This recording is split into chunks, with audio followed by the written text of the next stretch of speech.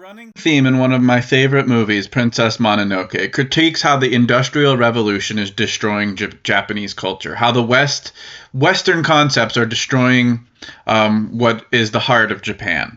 Guns and steel are destroying the forest and the wildlife of Japan, essentially ruining the Shinto Buddhist roots that Japanese culture has been known for since Japan was first discovered by the West.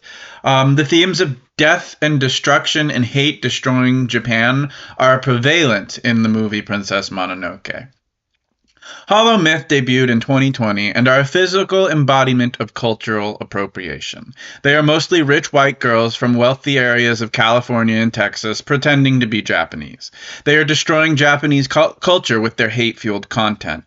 Mori Calliope's "Excuse me, but you could you please R.I.P." is a hate-fueled westernization of Japanese culture, as murder and death is the highest form of hatred, which was one of the running plots of Princess Mononoke that was critiqued, is how Westerners are destroying Japanese culture. Not directly, but the Industrial Revolution was a Western concept, which is what is seen as destroying the forests in Princess Mononoke. The addition of guns, germs, and steel, killing off the tree spirit, and Lady Eboshi's vehement love for lead.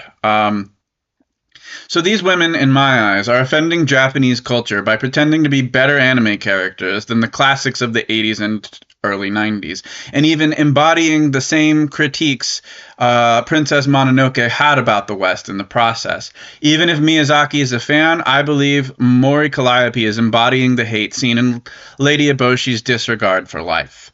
As someone who has nearly been murdered for critiquing HoloLive and been threatened several times this year for critiquing HoloLive, I feel like they are destroying the Shinto Buddhist roots of cultural Japan.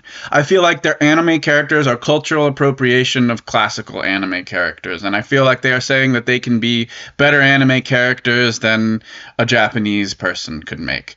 Translating anime into English is one event, but pretending you're better than Japanese culture as an anime character, which is what I feel these pretentious ladies are doing, is a completely different aspect.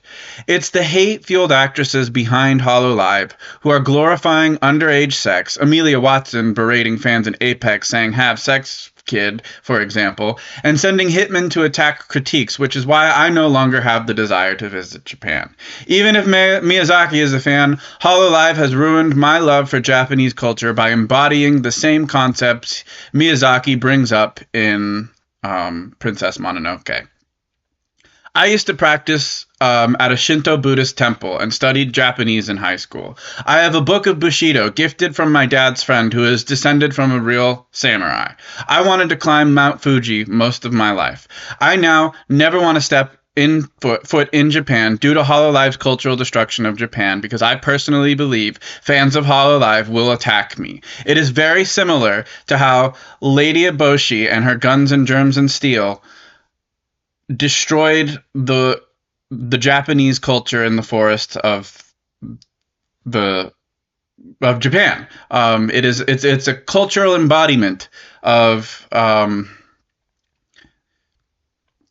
Princess Mononoke's message manifesting itself in real life, as, for example, the HoloMyth girls being the Lady Eboshi characters attacking me for preaching my message of peace and having an issue with their westernization destroying Japanese culture.